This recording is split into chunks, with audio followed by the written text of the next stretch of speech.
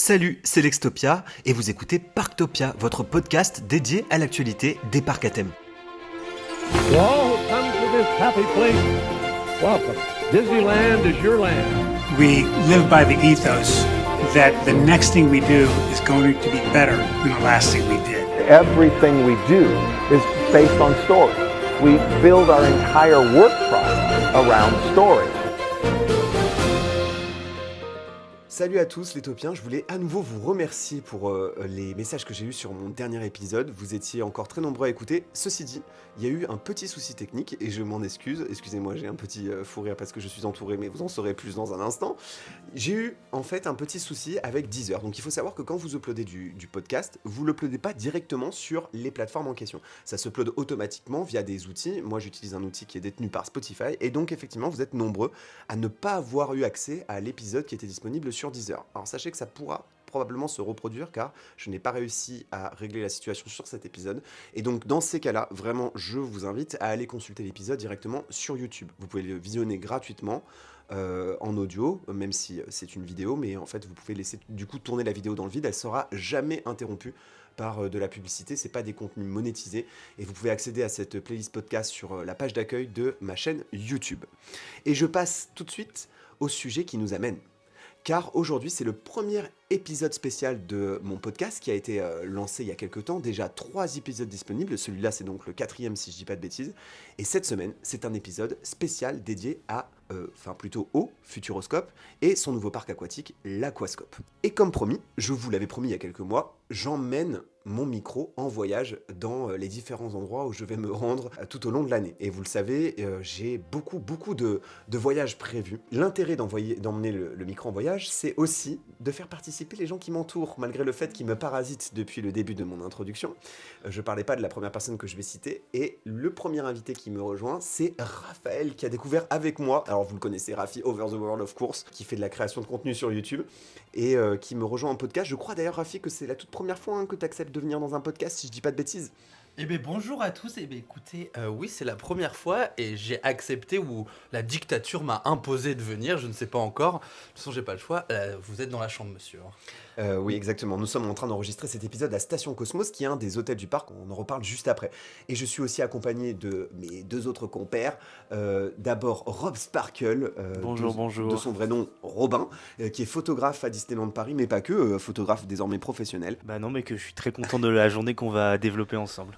Oui, voilà, parce qu'en fait, on va revenir sur toute la journée qu'on a passée aujourd'hui au Futuroscope. Je précise d'ailleurs qu'il s'agit d'un partenariat, enfin en tout cas d'une invitation. On a eu les accès effectivement à l'Aquascope, Futuroscope. Il y a des aspects du parc aquatique qui m'ont particulièrement marqué, mais je vous en reparle juste après. Et le dernier invité, vous vous en doutez, c'est celui qui fait l'imbécile là depuis 20 minutes, que j'essaie de pas le regarder dans les yeux parce que sinon je pars en fou rire. Bonjour Stéphane. Mais bonjour mon Topia, comment tu vas? Bah merci de me rejoindre dans ce Mais podcast. merci pour l'invitation. Je sais que tu es un auditeur fidèle. De quoi avons-nous parlé dans le dernier épisode par exemple? Merci Stéphane. Stéphane Content d'être là, vraiment entouré de belles personnes et ça me fait très plaisir, je suis super ravi et bonjour à tous ceux qui sont là. Et en ce préambule, tu pourrais dire que tu as déjà passé une bonne journée ou pas? Ah mais j'ai adoré, mais quelle surprise! Alors je vous propose tout de suite qu'on passe au cœur de l'émission. Avec plaisir. On va d'abord en fait parler de ce qu'on appelle Futuroscope Vision 2025. C'est ce qu'on a découvert aujourd'hui, c'est-à-dire toutes les dernières nouveautés du Futuroscope qui était un grand plan d'extension. Ensuite, on parlera de l'Aquascope qui faisait partie de ce plan d'extension et on va vous raconter notre journée à l'intérieur du parc. Et puis ensuite, on va revenir sur ce qui va se passer cette année au Futuroscope et ensuite le futur plan, donc Vision 2030 du Futuroscope, où on sait un peu moins de choses, mais ça servira justement d'ouverture à cette fin de podcast. Surtout, tu n'ouvres pas la boîte qui peut interrompre le... Merci Stéphane. Non, excusez-moi, il a touché au matériel d'enregistrement. Bref, c'est parti.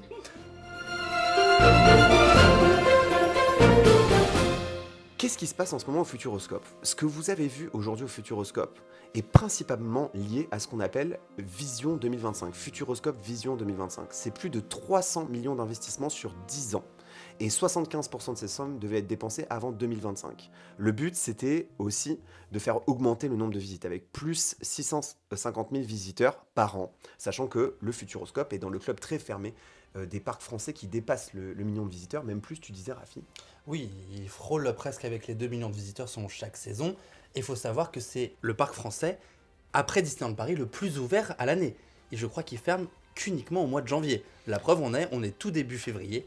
Et le parc est ouvert pour la saison déjà 2025. Effectivement, une forte amplitude horaire et aussi une très bonne connexion, puisqu'il y a la gare TGV. Qui est, c'est unique, là il me semble qu'il n'y a que Disneyland Paris qui est dans ce cas de figure, en tout cas en France. Tout à fait. Et donc il y a aussi bien sûr derrière de la création de l'emploi, il y a aussi de la superficie, et le but également c'est d'agrandir le resort. Et ce soir en fait on dort justement dans une de ces chambres de ce plan de vision 2025, un de mes hôtels préférés dans les parcs à thème, Station Cosmos, on reviendra dessus juste après. Est-ce que Rafi, tu peux détailler en fait par étape le plan de vision 2025 de mémoire? De mémoire, et je vais peut-être dire des bêtises, mais déjà il y a eu une grosse relance après Covid, Oui. où on a connu l'ouverture du premier coaster du Futuroscope, qui était donc Objectif Mars. Alors, on n'est pas sûr qu'Objectif Mars soit dans ce plan. Alors ça doit durer sur 10 ans, mais c'est ce qui a permis d'engrainer toute cette nouvelle hype autour du parc qui avait été un peu délaissée par nous, visiteurs francophones, et qu'on s'était un peu désintéressés de la destination. Objectif Mars ouvre à la suite du Covid, et là, le succès arrive, et forcément, ça entraîne beaucoup de choses. Des awards pour Objectif Mars. Oui. On a ensuite Chasseurs de Tournades qui arrive, des nouveaux awards. On va avoir chaque année des mini rethématisations comme Étincelle qu'on n'a pas pu faire encore aujourd'hui, mais qui est donc le nouveau cinéma 4D du resort et qui arrive et qui finit par éclore avec ce qui s'est passé en 2024, l'ouverture à l'été de l'Aquascope, du nouveau parc aquatique français et en 100% en intérieur qui gagne lui aussi un nouvel award mondial, pour finir avec ce qui arrive dans quelques mois seulement, Mission Bermude, le plus gros peut-être investissement du parc, Probablement. avec autour de 20-25 millions d'euros, Oui. ce qui est pas loin d'être le budget de Toutatis quand même. Exactement. Donc, en fait, ce qui se passe, c'est qu'effectivement, il y a un plan d'investissement qui est assez clair, avec au moins une nouveauté par an, enfin tous les 2 ans plutôt, et une nouveauté majeure tous les 2 ans, et puis l'agrandissement du resort. Donc, dans ce plan de vision que vient de décrire Rafi, il y avait effectivement Chasseurs de Tournades inauguré en 2022 pour un budget environ de 20 millions d'euros et avec une capacité de 1000 personnes par heure. Ensuite, vous aviez bien sûr Mission Bermude, ouverture donc en principe en 2024, mais décalée du coup en 2025 avec un budget là à nouveau de 20 millions d'euros et 1000 personnes par heure. Vous savez, c'est ce coaster en partie immergé qui est fabriqué par Mack. Et puis, vous avez une autre attraction majeure qui est annoncée pour 2025. En réalité, c'est donc probablement soit l'année prochaine, soit l'année suivante. On ne sait pas trop ce que ça sera, mais ça c'est probablement en fait un coaster. C'est probablement un coaster qui va être qui va à nouveau arriver. En tout cas, là c'est ce qu'il y a écrit. Il y a marqué que c'est un power coaster ou le suspend coaster. Bref, on n'en sait pas plus, mais c'est ce que j'avais trouvé dans le communiqué de presse. Et dans ce plan d'extension, il y a du resort. Donc il y a Station Cosmos et il y a l'Aquascope. Donc ça, c'est le cœur de notre podcast Et il y a aujourd'hui. eu autre chose aussi. L'écologe. L'écologe qui vient d'ouvrir, et mine de rien, l'aréna du Futuroscope, nouvelle Oui. salle de spectacle pour ici la ville de Poitiers et pour toute la région de la Vienne et du département, puisque vous le voyez en ce moment, les tournées cartonnent de plus en plus et ce genre de produit refait vivre le resort, peut vendre des nuitées d'hôtel, puisque le parc hôtelier déjà autour du parc est important, mais les hôtels partenaires sont tout aussi importants et qui ont toujours été là depuis déjà l'ouverture du parc.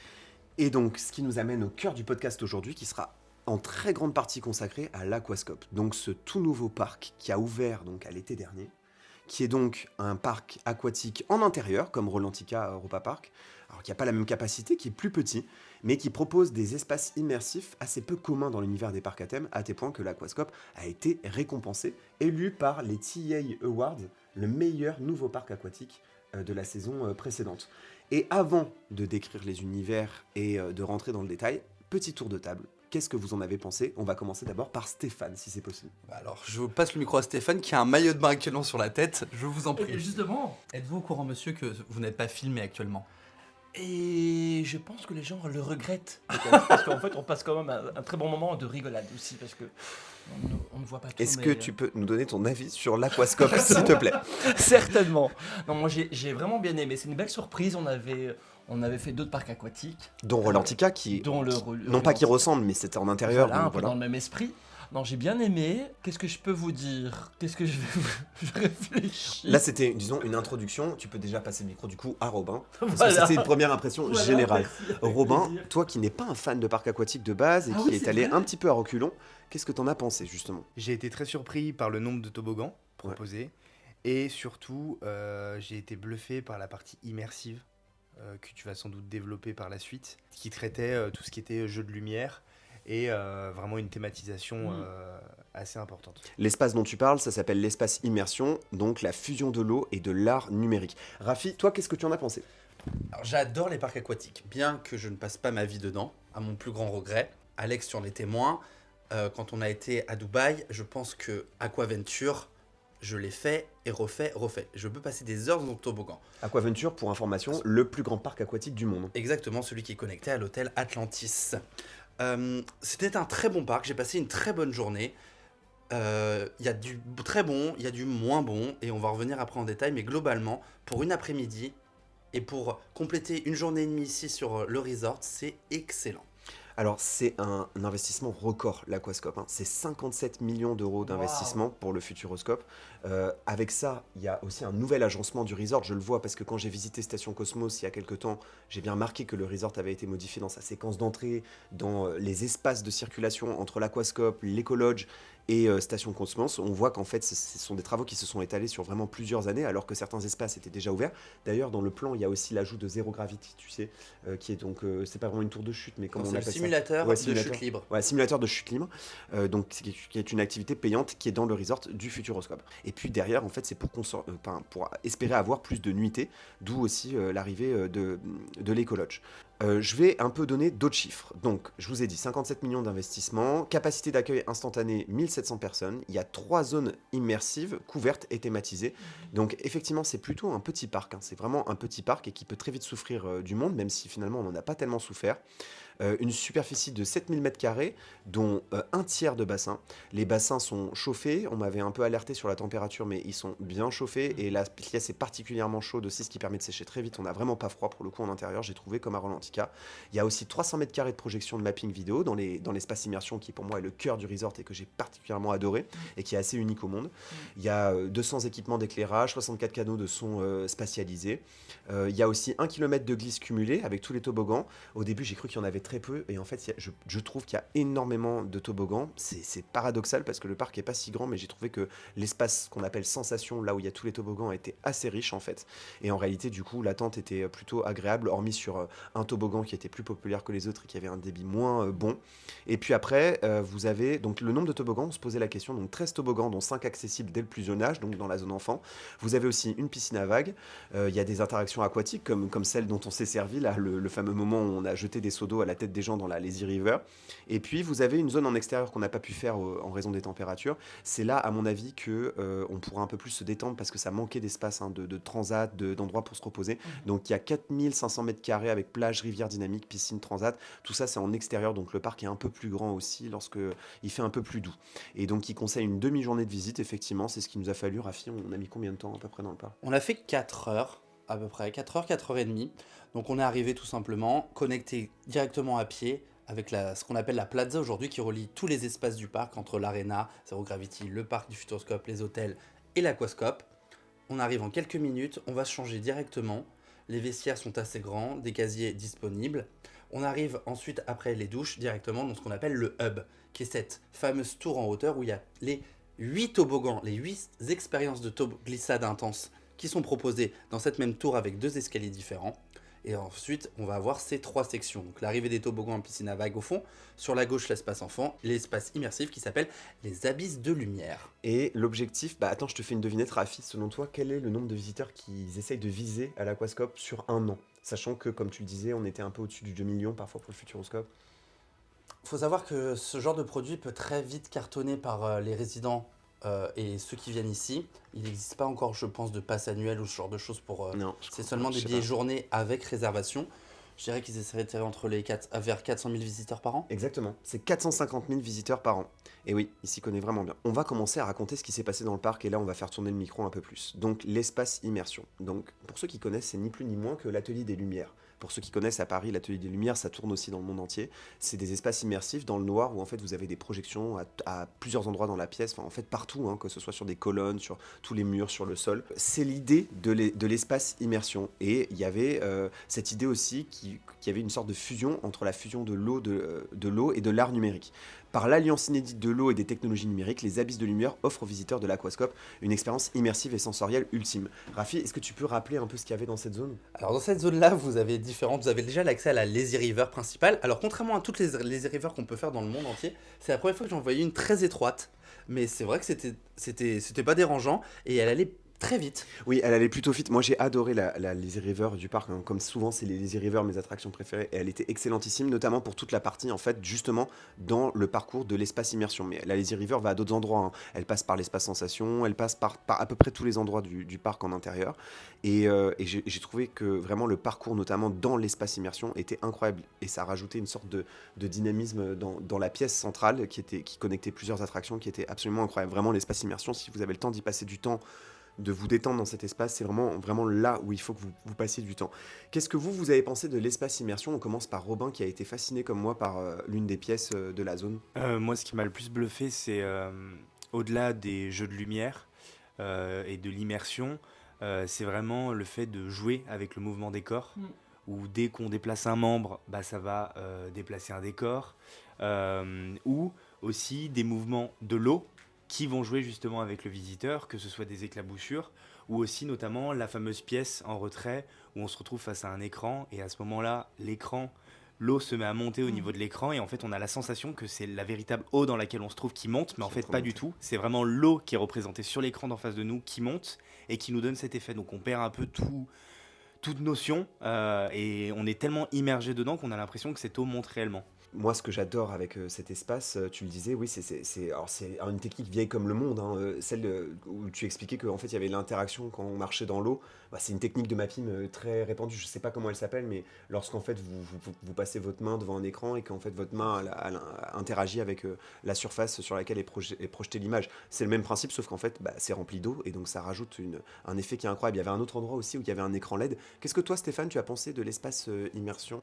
Moi, j'ai adoré le mouvement des mains dans l'eau. J'ai adoré l'écran, comme disait Robin, les jets. Tu sais, Et il y avait une allée aussi un peu plus brumeuse, tu te souviens, dans la roche ? il y avait ça, il y avait aussi moi, j'ai adoré Pardon, j'ai adoré Je peux plus de ce mec. Allez, vas-y. J'ai adoré le toboggan, le Matrix. Non mais, oui, dis-moi, Robin. J'aimerais rajouter quelque chose par rapport à Stéphane qui était vachement intéressant, c'est que il a eu un comportement vachement enfantin à un moment donné de vouloir comprendre comment ce dispositif pouvait fonctionner. Moi au début je pensais par rapport à la projection au sol que c'était tactile par rapport au déplacement des gens. Non. Et en fait pas du tout, c'est vraiment un capteur qui se trouve au-dessus Ouais. de nous et en fonction du mouvement qu'on va faire, ça va actionner C'est en fait la technique habituelle, sauf qu'ils ont rempli d'eau et ça donne l'illusion que c'est l'eau qui déclenche le Ouais, mouvement. voilà, En c'est fait, ça. c'est tout le corps qui déclenche le mouvement. C'est ça qui est archi stylé. Et en fait, l'effet est super bien réussi, alors que c'est un effet qui existe déjà, mais juste en fait, le bassin est rempli et ça rajoute une puissance à l'effet qui est incroyable. Et dernière petite chose, c'est à la fin de l'expérience, justement dans ce fameux bassin où on avait l'impression que l'eau montait, les gens ont applaudi et ça c'est vachement révélateur, Ouais. surtout dans des parcs aquatiques. Donc Moi là, j'avais jamais vu ça. Donc tu fais référence à une salle en fait qui est dans cette salle-là, mais attention, vous pouvez ne passer à côté. Oui. Hein. C'est une salle qui est assez isolée et pourtant pour moi c'est le cœur du parc. Donc c'est une salle en réalité qui est cachée dans cette salle principale vers le fond.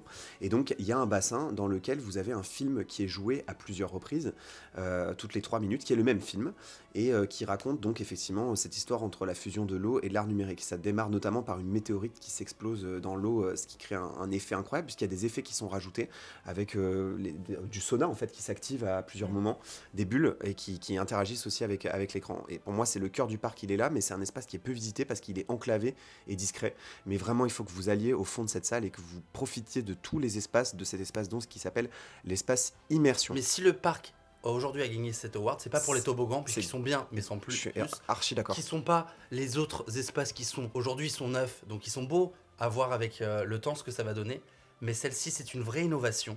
Oui. Et si le parc, à mon sens, aujourd'hui a reçu ce TA Award, et si le parc est visité, ce qu'on voit, c'est ça. Parce que ça, Aujourd'hui, moi je l'avais vu Nulle part ailleurs. À part à l'atelier des Lumières, mais sauf qu'il n'y a pas d'eau. Oui, mais Oui. j'ai un parc à coucher, je suis en maillot de bain. Oui, c'est ça qui est fou. Oui, c'est incroyable et ça captive les gens et ça les occupe alors qu'ils sont dans l'eau et que dans l'eau, d'habitude, on n'a rien à regarder. Je vais juste rajouter un petit point qui, moi, m'a bluffé à travers le regard d'architecte que je peux avoir. Ouais. C'est que d'un point de vue extérieur, on avait un espèce d'entremêlement. On avait du mal à comprendre comment les toboggans étaient fusionnés les uns par rapport aux autres et comment tout pouvait se connecter. Et en fait, une fois qu'on rentre dedans, tout fait sens. Et ce qui est vachement intelligent, c'est que quand on sort d'un toboggan, et ben en fait, on est tout de suite captivé par la mise en espace, on va dire, scénique, d'un autre toboggan qui passe en dessous de nous ou à côté de nous. Et tout de suite, on veut comprendre quel toboggan c'est. Et ça invite en fait la personne à vouloir aller tester une autre expérience et ainsi de suite. Alors là, en fait, Robin fait une super transition pour un espace qui est l'espace en réalité le plus populaire du parc, alors que pourtant l'espace dont on a parlé juste avant est celui que vous verrez le plus sur les réseaux sociaux, mais en réalité, l'espace le plus populaire, là où vous avez le plus de familles, d'adolescents, c'est bien sûr l'espace sensation, des sensations XXL inédites entre toboggans et filets géants. Moi, ce que j'ai beaucoup aimé sur cet espace sensation, je vais vous dire, il y a déjà plusieurs choses. Première chose, c'est un espace sensation qui est central, c'est-à-dire que les toboggans sont, d'habitude, c'est les piscines centrales qui sont au cœur des resorts aquatiques et les toboggans sont sur les côtés, les extrémités du parc. Là, c'est l'inverse. Les toboggans sont au centre du parc. Donc ça, c'est la première chose. Et la piscine dont on parlait juste avant est en réalité plus enclavée. Première chose. Deuxième chose, c'est la signalétique. Dans les parcs aquatiques, c'est très difficile de trouver les toboggans. La couleur peut aider, mais de trouver le point de départ et d'être bien guidé par la signalétique, c'est tout un art. Y compris dans des parcs américains très immersifs, c'est parfois très difficile de se repérer. J'ai parfois galéré un peu à Volcano Bay, Aquaventure, n'en parlons même pas. C'est une galère pas possible. Mais là, j'ai trouvé que la signalétique était incroyable. Dès l'entrée du parc, en fait, vous aviez une map.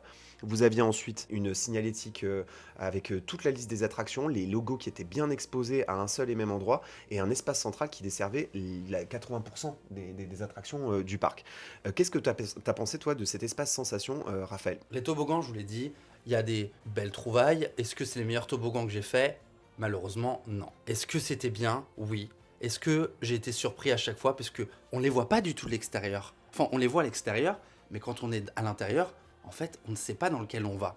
Et donc, la surprise va se créer à ce moment-là. Donc, est-ce que j'ai été surpris ? Oui, et je me suis éclaté. Certains se font seuls, certains se font avec bouée, certains peuvent se faire à plusieurs. Donc, on a différentes sensations, différents moments à partager ou à vivre seul, mais à chaque fois, on s'amuse. Et ça, c'est le gros avantage. Tu parlais de la signalétique. Alors, moi, la signalétique, alors oui, j'ai compris qu'il fallait monter à droite et à gauche. Par contre, dans l'escalier, quand tu as 4 files d'attente qui se mélangent, pour moi, là, il manque quelque chose. Oui, au moins d'un marquage au sol, mais ça arrive que dans certains parcs aquatiques, ce soit comme ça. Ah ben, là, on voit clairement qu'il y a une optimisation globalement de l'espace, puisque quand tu vas dans les grands parcs américains, tu prends Volcano Bay avec 2 quais d'embarquement pour qu'il y ait un toboggan qui parte tout de suite dans la seconde près pour gagner en efficacité, qui est très important, parce que ce qui va permettre de réduire les temps d'attente et donc augmenter notre satisfaction. Mais globalement, mis à part ce point noir qui est vraiment genre, tu sais, un moment, en fait, le toboggan de la trappe qui s'appelle, j'ai perdu son nom, en fait, il n'y a personne.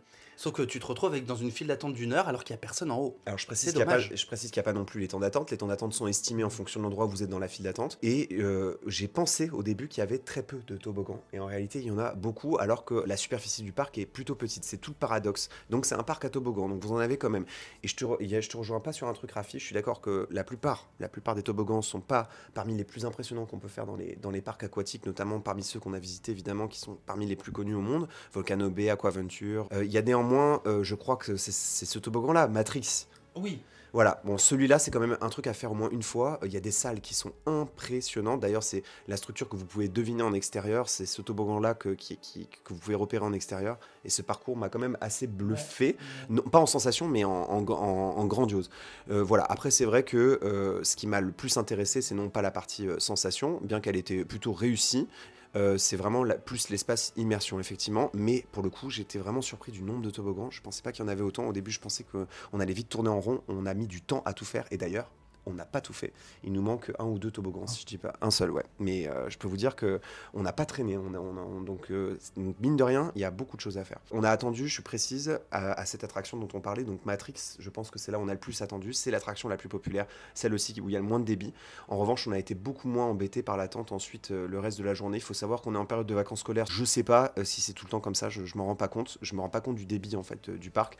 Mais en tout cas, j'ai trouvé ça plutôt agréable là pour cette visite là. Contrairement à d'autres parcs aquatiques que j'ai pu faire, je trouve que celui-ci est vachement basé sur la surprise. C'est-à-dire que quand on s'engouffre quelque part, que ce soit dans un toboggan ou dans un espace, on ne sait pas véritablement où on va et ni la forme que celui-ci va avoir. Et souvent, ça crée une peur parce qu'au dernier moment, on se retrouvait face à un toboggan qui était très pentu.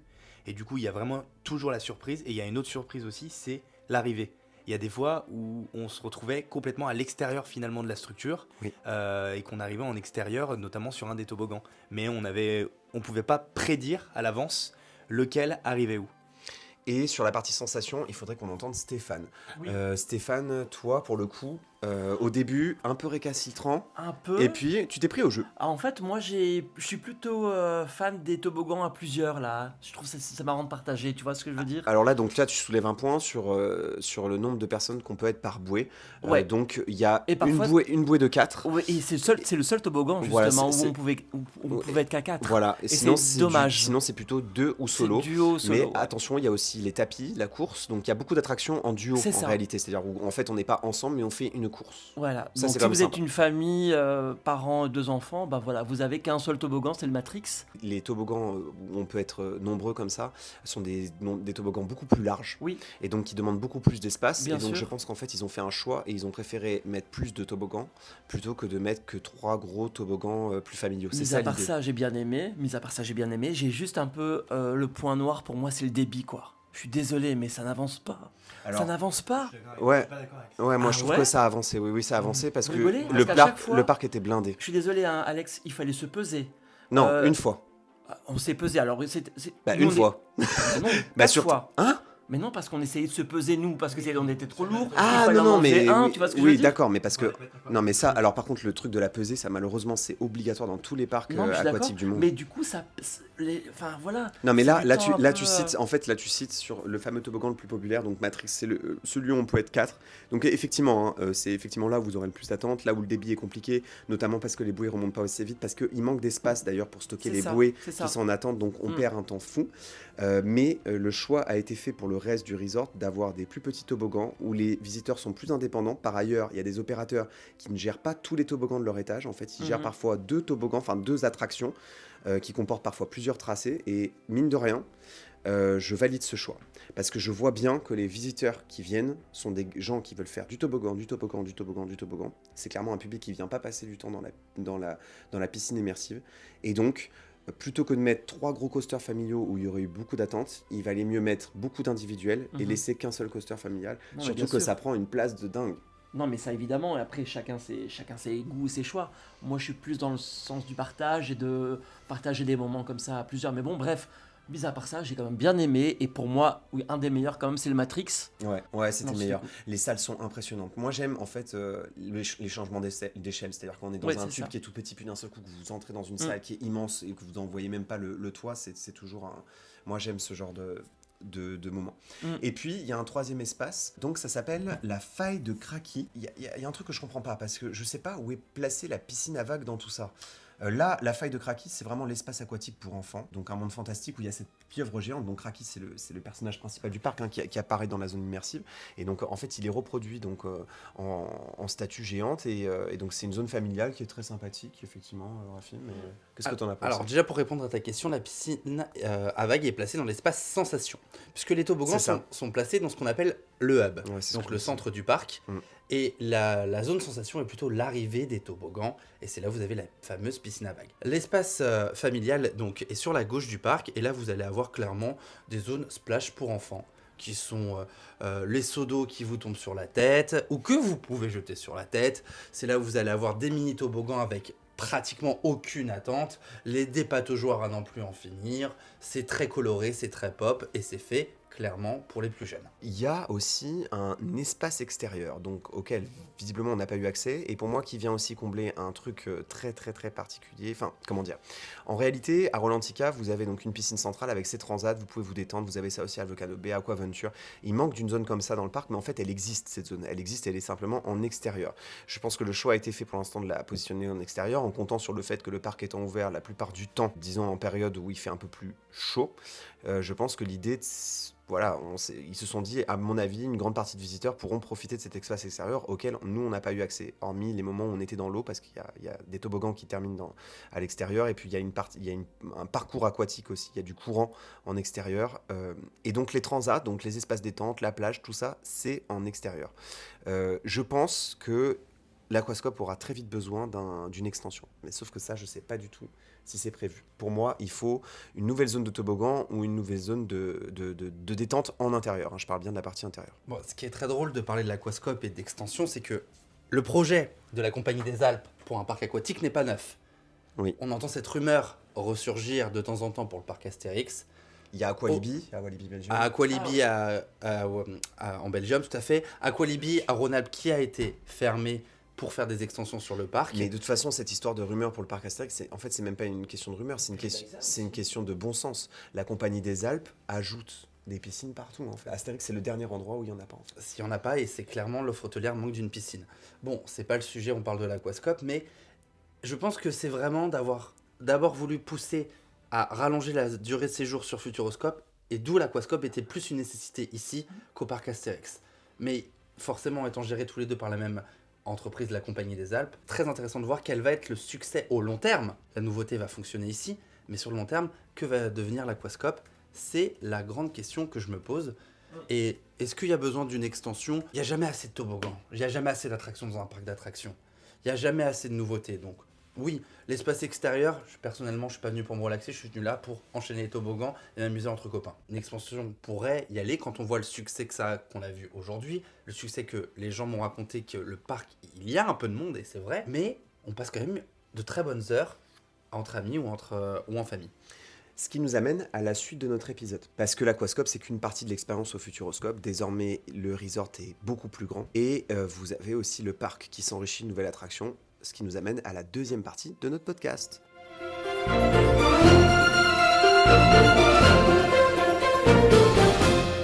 Et donc, je veux vous parler de mon hôtel préféré des parcs à thème en France. Je pense que c'est parmi mes préférés avec ceux du Puy du Fou. Bien sûr, le resort aussi du parc Astérix est excellentissime. Mais alors pour moi, Station Cosmos, c'est tout ce dont j'ai rêvé probablement enfant. Le fait de pouvoir vivre dans une station spatiale, qui plus est avec plein de clins d'œil à l'univers de Star Wars, qui est l'une de mes sagas cinématographiques préférées. L'hôtel Station Cosmos, donc ouverture après le Covid, si je dis pas de bêtises. 2022, si je dis pas de bêtises, à vérifier. Ouais, 2022 ou 2023, enfin non, encore avant 2021, je sais plus. En tout cas, ça a ouvert en même temps que le fameux Galactic Cruiser, qui lui n'a pas tenu très longtemps, qui a fermé, qui est donc cet hôtel Star Wars qui avait ouvert en Floride et qui malheureusement a fermé parce que le prix était insane. Donc l'hôtel Station Cosmos, c'est une station spatiale. C'est une station spatiale, c'est un vaisseau qui s'est posé sur une planète. Donc la planète, elle s'appelle Kepler 442b. C'est une planète à ses souhaits.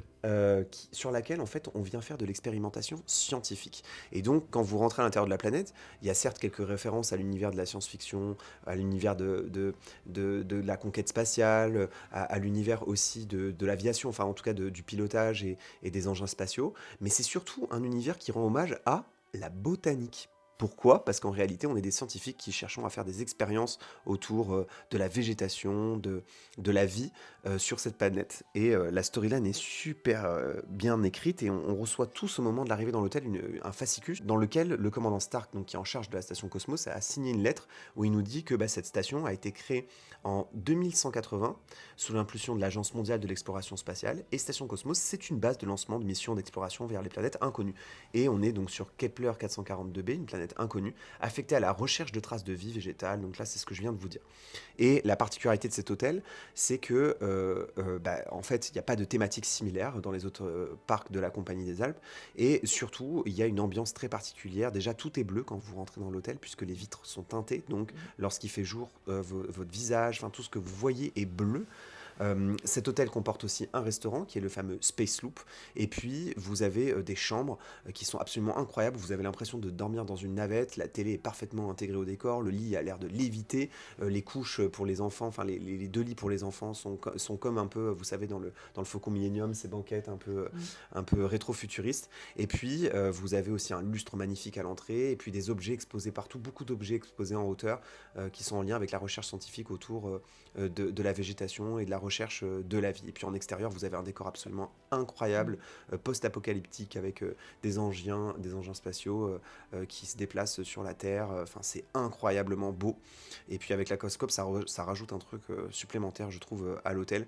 Rafi, qu'est-ce que tu as pensé de Station Cosmos ? Pas encore dormi, mais on est sur le lit pour tout vous avouer, et j'avoue que déjà, c'est important, hein, la literie est bonne. Ensuite, l'hôtel, forcément, moi je rentre, et tu l'as dit, hein, je suis un fan Disney, et je resterai toujours un fan Disney. Pour moi, j'ai mis un pied dans presque cet hôtel Star Wars. Alors, ça n'a rien à voir, et c'est peut-être un gros raccourci de le dire, mais ça marche. J'ai été transporté. C'est beau, c'est pas parfait, mais c'est plutôt bien fini. Là, par contre, et là, c'est là où je dois dire qu'il y a quelque chose qui se passe, l'accueil. On m'a dit « Bonjour, chers passagers ». Et ben tu vois, c'était bête, hein. Il a fallu 4 mois. Et ben là, c'est bon, j'étais déjà parti. Ça fait clairement partie de l'immersion, je suis d'accord. Et puis tu parlais de définition, mais on n'est pas dans le même rapport qualité-prix qu'à Disney, puisque ici, hôtel plus billet, c'est à partir de 192 €. En hôtellerie de parc à thème, vous trouverez difficilement mieux. Et Stéphane, qu'est-ce que toi tu as pensé de Station Cosmos ? Écoute, moi c'était une première ici, Station Cosmos. J'ai adoré, enfin j'adore. On est en plein séjour là maintenant, et la chambre elle est trop belle. Moi je trouve que c'est vraiment magnifique, très immersif. Le restaurant... Petit arrêt donc sur Space Loop. Est-ce que Stéphane, est-ce que tu te sens d'expliquer le concept de Space Loop ? Je peux essayer de t'expliquer un petit peu l'idée. Donc tu commandes tes plats via une borne, et et tes plats arrivent sur des rails, sur des loupes, puisque tes plats font des loupes, hein. C'est ça, c'est un peu ça l'idée. Et voilà, et je trouve ça vraiment super sympa, très original. Pour moi, c'était une première.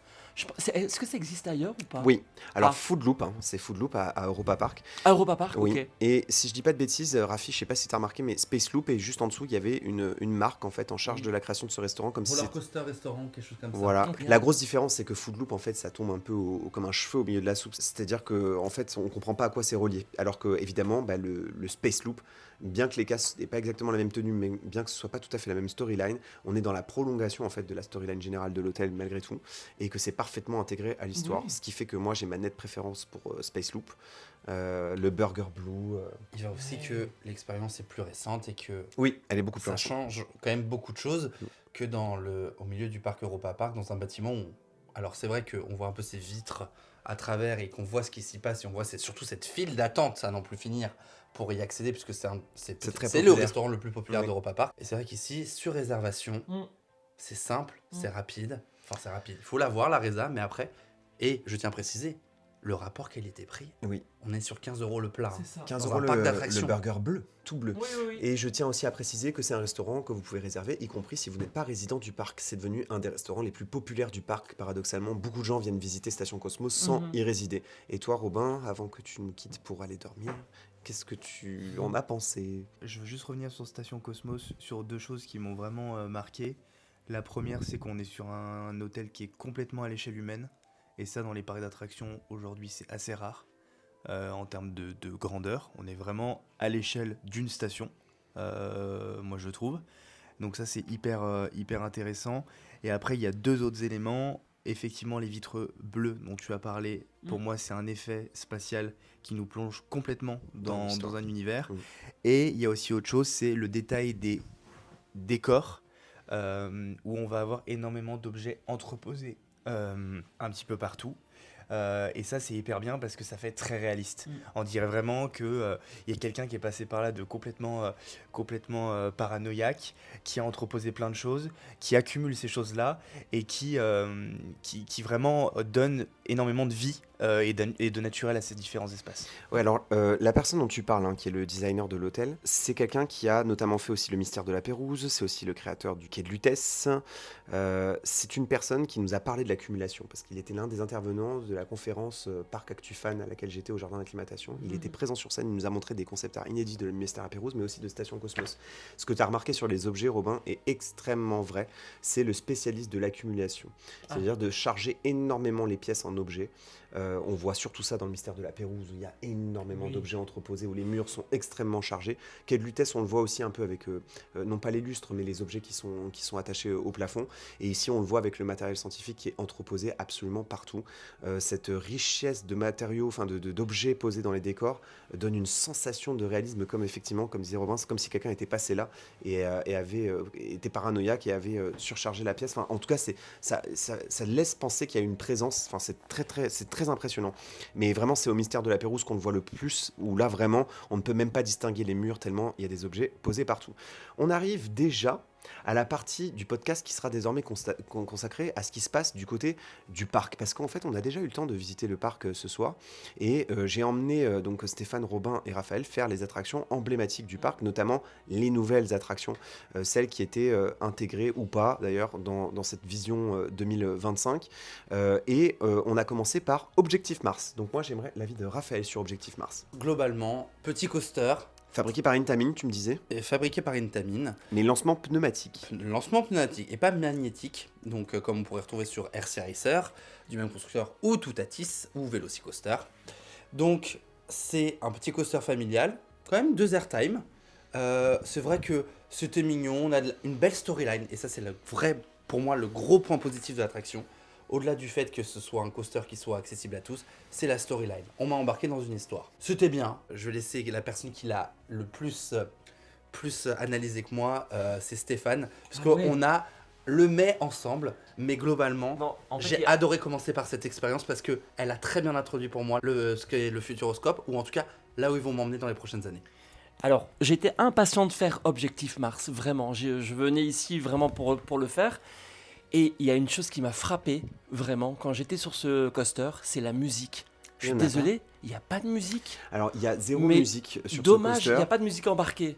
Et je trouve ça super dommage. Alors là, la musique embarquée, pour le budget, malheureusement, de Non, l'attraction, mais ce je suis serait désolé. impossible. Oui, d'accord. Il n'y a que malheureusement, c'est beaucoup Disney qui fait de la musique embarquée, mais malheureusement, ça coûte un prix incroyable. C'est bien dommage. Par contre, c'est effectivement dommage qu'il n'y ait pas de la musique à d'autres endroits sur le parcours. Ça donne une sensation de flottement et de vide, ce qui est totalement vrai. Par contre, je trouve que le coaster est néanmoins une réussite. Ce qui est donc voulu. Non, c'est pas voulu. Je pense que c'est c'est pas voulu parce que c'est une remarque que vont faire beaucoup de visiteurs, ce manque de musique. Alors nous aussi, forcément en tant que fan Disney, on est très habitué à la musique. Ouais, c'est ça. Parce que les frères Sherman, parce qu'en fait chaque attraction Disney comporte une musique, donc on est très perturbé par le fait qu'il n'y en ait pas dans d'autres parcs. Mais là, pour le coup, c'est remarqué par les visiteurs. Ouais. Mais pour moi, cette attraction prend en fait la direction, effectivement, comme disait Rafi, de ce que la Compagnie des Alpes doit désormais faire, mélanger effectivement le futur, mais aussi travailler sur des machines qui peuvent un peu plus plaire au public, s'éloigner un peu de ces fameux cinémas 4D qui étaient un peu devenus répétitifs. Et donc cette direction-là que prend le parc m'intéresse beaucoup. Coaster hyper familial, hyper accessible, mais qui initie super bien aux sensations, et puis qui toujours cette mission un peu ludique, pédagogique du Futuroscope, d'enseigner quelques notions sur, là par exemple, la protection de la planète, mais pas dans cette attraction-là, mais il y a plein de choses qu'ils essaient de nous apprendre sur le futur de manière au sens très large, et on voit que le futur est désormais aussi un prétexte pour amuser les gens. Cela dit, c'est un très bon coaster, ça pivote à nouveau. Ah oui, alors les véhicules, donc vous Parce que saviez, ça ne pivotait plus. ne pivotaient plus par mesure de précaution depuis un certain temps, parce qu'il y avait un problème sur les batteries qui avait déclenché un mini incendie sur un coaster qui avait entraîné, sur un des trains, et ça avait entraîné sa fermeture, et depuis quelque temps, du coup, le véhicule retourne. Alors je suis pas un spécialiste des machines comme ça, mais d'après ce que j'ai compris, les batteries fabriquées sur ce train-là étaient particulières et avaient un peu surchauffé. C'est pas exactement les mêmes batteries ou le même système que sur par exemple les Vekoma de Cosmic Rewind, d'après ce que j'ai compris. Robin, qu'est-ce que toi t'as pensé de Objectif Mars? Alors moi j'ai été agréablement surpris par la machine. J'ai trouvé qu'elle était ultra fluide, que d'un point de vue confort du visiteur, on était vraiment dans quelque chose d'agréable. Peut-être que le seul regret que j'aurais, c'est, puisqu'on a eu la chance de le tester 2 fois à très peu d'intervalle, c'est que vraiment le wagon numéro 1 est beaucoup plus rotatif effectue beaucoup plus de rotation que ces autres wagons. Donc ça peut être un peu frustrant. Nous, c'est vrai que quand on était deuxième wagon, quand on a fait notre premier tour, on s'est dit mais purée, il y a un problème, le nôtre tourne beaucoup moins. Et effectivement, en ayant fait le premier, pour moi, c'est une expérience qui est complètement différente et qui, je trouve, nous plonge dans une atmosphère et dans un mouvement complètement hors du temps et beaucoup plus amplifié. Et ensuite, on a continué notre visite par Chasseur de tornades. Proposition complètement différente. Machine que j'avais déjà eu l'occasion de tester. Alors, je me souviens plus si c'était à IMG ou à Warner Bros. Abu Dhabi, Rafi. Alors, je sais pas si c'est le même théâtre, mais on a cette plateforme cylindrique Voilà. en 2 ronds qui un cinéma 4D, 3D avec plateforme qui bouge. On l'a testé, c'était à IMG World dans le land Marvel Ah, c'était à IMG alors. avec l'attraction Hulk. Donc, où on était bien allongé dans un dôme cette fois-ci, sous un dôme, et l'écran était au-dessus de nous. Mais- On avait des mêmes mouvements de plateforme qui se Oui, ressemblent oui. beaucoup, certes. Alors, le constructeur derrière, c'est Attraction Dynamique, hein, malheureusement qui n'existe plus ou qui a été racheté, je crois. C'est d'ailleurs l'un des fabricants des fameux Flying Theater qui existe aussi au Futuroscope. Donc là, j'ai pas la fiche Wikipédia, donc ça aurait été facile pour moi de retrouver le constructeur. Mais si jamais vous l'avez en commentaire, n'hésitez pas à le dire pour l'attraction dont vient de parler Rafi. Hein ? Si, il y a des commentaires, Rafi, sur...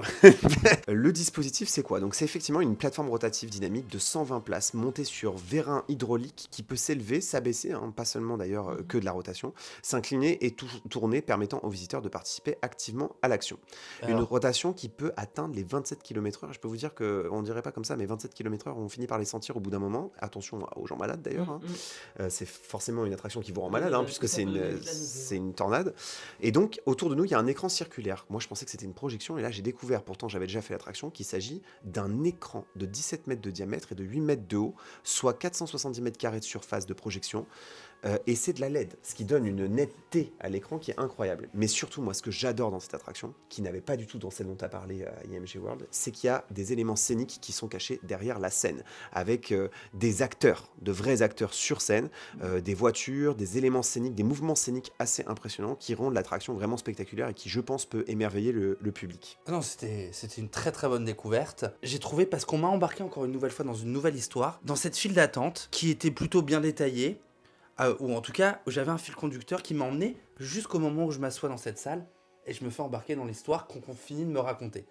Et jusque là, j'ai eu le storytelling, j'ai eu ce que j'aimais, et oui, j'ai eu de la surprise, et c'était cool. J'ai passé un très bon moment, et je trouve que pour un parc de niveau national qu'est le Futuroscope, c'est un très très bon ajout. Et c'est une attraction qui a été récompensée et j'avoue, moi, qui m'étonne énormément. Et c'est là où j'aime aussi le Futuroscope, c'est ces propositions qu'on ne peut retrouver forcément que dans ce parc-là, puisqu'il a un thème et une direction créative qui est très différente de ce qui se fait dans les autres parcs de la Compagnie des Alpes. Qu'est-ce que toi, Stéphane, tu as pensé de Chasseur de tornades ? Eh bien écoute, belle surprise pour moi aussi. Franchement, après Objectif Mars, c'était aussi l'attraction que je voulais faire ici en arrivant au Futuroscope, Chasseur de tornades. Belle surprise, la qualité de l'écran, les amis. 360, oh là là, génial, j'ai adoré.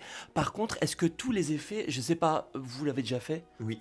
Est-ce que tous les effets étaient Oui, là ? oui, Ok. ils fonctionnaient tous normalement. Il y a même la tornade, il y a une tornade qui se forme à l'intérieur Alors, de la pièce. Parce que j'ai été spoilé évidemment, hein, j'avais un Oui. peu vu. Est-ce qu'il n'y a pas un moment où il y a beaucoup de fumée ? Alors, il y a de la fumée, sauf qu'en fait, il faut qu'elle tienne dans la spirale qui est au centre de la pièce. Ok, moi Là, je m'attendais là, vraiment à avoir beaucoup de smoke. Oui, mais quand on a beaucoup, en fait, c'est que l'effet a été raté au centre de la pièce. Ok. Et donc là, il a plutôt bien tenu. D'accord. Ça dépend parfois l'effet n'est pas forcément réussi. Mais pour le reste, j'ai adoré, comme tu disais Alex, les comédiens, les écrans qui disparaissent, qui réapparaissent, enfin bref, vraiment une belle surprise, j'ai adoré, vraiment. Et enfin, Robin, chasseur de tornades, qu'est-ce que toi t'en as pensé ? Franchement, c'est pas un type d'attraction qu'on fait tous les jours quand même. Moi, j'ai été hyper surpris et encore plus de la connexion qu'il y avait entre les scènes réalistes Oui. et les scènes justement projetées sur un écran. Ouais. Et des fois, on avait même du mal à dissocier. Oui. Et tellement c'était les écrans proches de la réalité et la scène réaliste proche aussi d'une vraie scène d'action. Voilà. Et by the way, j'ai remarqué un truc que j'avais pas remarqué la première fois, donc les LED, hein, moi je pensais que c'était une projection au début, ça c'est très fort, mais surtout ce qui est très très fort aussi, c'est que par moment, on a l'impression qu'on ne tourne plus. En tout cas, dans l'histoire qu'on nous raconte, on est plus supposé tourner ou se déplacer, mais en réalité la plateforme freine, donc elle tourne encore un petit peu pour se stabiliser, mais l'image est stable. mais l'image nous donne l'impression d'être stable, oui. parce qu'elle nous suit Oui. discrètement. Et ça, techniquement, c'est fou. Pour les mecs qui ont conçu le film et qui l'ont calibré ensuite sur ces écrans, c'est d'une technique c'est d'une minutie assez incroyable, je trouve. Et j'aimerais juste rajouter une chose, et je pense que ça va Ouais, dis-moi. introduire la suite. Mais ce qui est assez étonnant dans ce parc, et notamment dans cette attraction, c'est le décalage qu'elle peut avoir par rapport à toutes les autres attractions de ce style-là, et notamment ce parc, qui moi je trouve est complètement en décalage de tous les parcs qu'on peut voir ici en France, et notamment d'un point de vue architectural, notamment donc, Ça, c'est clair. chasseur de tornades, on rentre dans un bâtiment qui est très moderne, qui est d'architecture moderne, et en fait on ne sait pas du tout dans quoi on s'engouffre, encore une fois. Et en fait ce qui est hyper intéressant dans ce parc, moi je trouve, c'est qu'ensuite on a enchaîné avec Danse avec les robots, et je pense que c'est là où tu vas vouloir en venir par Alors, la suite. Malheureusement, je voulais pas parler de Danse avec les robots ce soir, mais même si c'est une attraction emblématique, mais vas-y Rob, du coup, enchaîne. Bah en fait c'est juste que je trouve que c'est aussi une attraction qui est complètement en décalage de tout ce qu'on peut voir Ça, c'est clair. dans les autres parcs. Et en fait, ce qui est hyper intéressant, c'est que en parallèle de toutes ces attractions, on a de véritables oppositions architecturales. On va avoir des bâtiments modernes, comme je les ai évoqués précédemment. On va avoir le Kinemax du Futuroscope, qui lui... Ça, c'est la salle qu'on a fait tout à l'heure, oui, c'est ça? Ouais, exactement, qui lui est, tu me disais, l'emblème du parc. Oui. Cette espèce de roche métallique, Ouais. qui, elle, fait beaucoup plus penser à l'architecture de Frank Gehry. D'ailleurs, petit aparté, Rob, au-delà de l'architecture, en ce moment, la programmation est excellente. Jusque-là, j'aimais pas trop le film avec Thomas Pesquet. Ils ont rajouté un nouveau film cette année de la BBC, Antarctica, que vous pouvez visionner hein, soit sur les plateformes de streaming, mais vraiment, là, en IMAX, projection laser, d'une qualité, d'une magie. C'était excellentissime, avec une petite séquence aussi sur l'épée de pingouin. Oui, c'était... Bah, bref, on vous laisse visionner ce film qui avait un côté un peu décalé, mais qui était magnifique. Et pour les enfants, les éveiller au réchauffement climatique via un film comme ça, c'est excellentissime. Robin, tu voulais parler de d'autres bâtiments. Je vois qu'en fait... Robin, il faut savoir que c'est... alors, il est photographe professionnel, mais il est architecte de métier. Il est toujours passionné par ça. Et du coup, ça m'intéressait aussi d'avoir son avis sur l'architecture de ces bâtiments. Le Kinemax, dont il a parlé d'ailleurs, est un bâtiment incroyable, parce qu'à la fin de chaque générique de film, en principe, la salle s'ouvre et on quitte la salle par l'écran en descendant vers le théâtre en fait du Futuroscope. On n'a pas pu le faire ce soir-là parce que c'était juste avant le spectacle nocturne, mais sinon toutes les autres séances permettent de sortir par l'écran directement, ce qui est d'une magie incroyable, parce que vous devinez tout le parc qui s'ouvre devant vous. Ce bâtiment est fou. Et ce que j'aime aussi avec ces bâtiments, c'est qu'ils sont conservés. Ils sont conservés, c'est-à-dire qu'on les garde, on ne les détruit pas, on change l'attraction qui est à l'intérieur. Et visuellement aussi, en termes de signalétique, ça me fait évidemment beaucoup penser aux expositions universelles aussi. Avec ces... Alors, après, bien sûr, voilà, c'est des bâtiments désormais qui sont là depuis plusieurs années et qui, du coup, maintenant restent. Et donc, qu'est-ce qu'ils évoquent encore le futur ? C'est toute la difficulté quand on fait un parc sur cette thématique-là. Mais dans la direction que prend le parc en ce moment, on voit que justement, il contourne cette difficulté en investissement sur des machines qui sont plus populaires auprès du public. Je voulais aussi qu'on parle de Mission Bermude. Qu'est-ce que, Rafi, tu attends de Mission Bermude ? Mission Bermude, j'en attends beaucoup de choses. C'est donc la prochaine attraction, la dernière de ce fameux plan Vision 2025 qu'on parle depuis presque le début, qui comporte notamment le nouveau spectacle nocturne que tu viens de mentionner, qui est joué tous les soirs. Mission Bermude, c'est tout en même temps. C'est-à-dire, j'ai le côté coaster avec des sensations de la chute, j'ai le côté inédit avec un boat ride. Mais est-ce qu'ils vont pas le tourner complètement en version Futuroscope avec ce qui pourrait peut-être s'inspirer d'un Pirates des Caraïbes version Shanghai ? C'est vraiment quelque chose. Je suis pas trop spoilé sur ce qu'il y a. J'ai vu le layout, j'ai vu les différentes zones qu'on va nous narrer, mais j'attends beaucoup de choses. J'attends de la surprise. Le Futuroscope est un parc national, donc il faut que je redescende sur Terre, c'est le cas de le dire. Mais d'après ce que j'ai vu, on peut m'embarquer facilement dans quelque chose de nouveau et de très novateur. Donc pour rappel, Mission Bermude, c'est une attraction qui est fabriquée par McRide. Ce sera une exclusivité du parc. Il n'existe pas, je crois, cette machine ailleurs dans le monde. Son ancêtre, c'est le fameux Poséidon à Europa Park, donc qui est un splash et qui mélange aussi une partie coaster. Là, ici, on va plus loin parce que en réalité, lorsqu'il y a le splash à Europa Park, le véhicule se décroche complètement et ensuite est emporté par le courant une fois qu'il est de retour dans l'eau. Là, c'est pas tout à fait pareil. Le coaster est là en permanence, il est immergé et donc il y aura des poussées, des accélérations dans l'eau. Ça, c'est la grosse différence. Et puis, Rafi parlait d'un dark ride. En fait, c'est tout à la fois. Il y a une partie coaster, il y a une partie splash, il y a une partie dark ride. Et puis, la partie dans le courant d'eau, Dans les parcs Disney, c'est souvent le courant qui nous emporte directement avant les splash. Là, c'est le coaster qui nous emporte, ce qui fait de cette machine un truc complètement unique au monde, et je l'avais déjà dit dans mes podcasts précédents, qui est donc pour moi la nouveauté que j'attends le plus. J'ai fait un truc comme ça, c'était à Shanghai Disneyland. C'est pour ça que tu hoches la tête, Rafi. Oui, effectivement, en fait, à Shanghai Disneyland, il y a cette technologie, même si c'est pas forcément le même fabricant.